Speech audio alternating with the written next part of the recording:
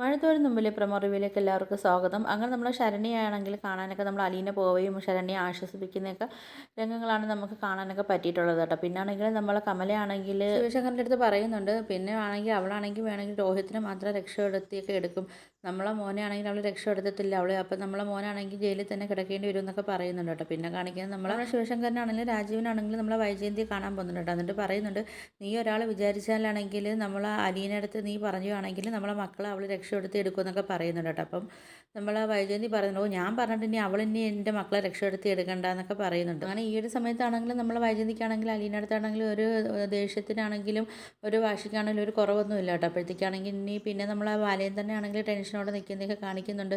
അതുപോലെ തന്നെ നമ്മളെ മനുവിനെയൊക്കെ കാണിക്കുന്നുണ്ട് കേട്ടോ. അപ്പോഴത്തേക്ക് ഇനി നമ്മളെ വൈജയന്തി ആണെങ്കിൽ അലീനയുടെ അടുത്ത് പറയുമോ, അതോ ഈ വാശിയിൽ തന്നെ നിൽക്കുമോ, അതോ ഇനി അലീന ഇനി രണ്ടുപേരെയും ജയിലിൽ നിന്ന് ഇറക്കുമോ? അപ്പം എല്ലാം ഒരു ചോദ്യചിഹ്നമായിട്ടൊക്കെ നിൽക്കുകയാണ് കേട്ടോ. അപ്പോൾ നിങ്ങൾക്ക് എൻ്റെ വീഡിയോസൊക്കെ ഇഷ്ടപ്പെടുകയാണെങ്കിൽ ഒന്ന് ലൈക്ക് ചെയ്ത് ഷെയർ ചെയ്ത് സബ്സ്ക്രൈബ് ചെയ്ത് കൂടുതലുള്ള ബെല്ലൈക്കൺ എനേബിൾ ചെയ്തൊന്ന് സപ്പോർട്ട് ചെയ്യണേ.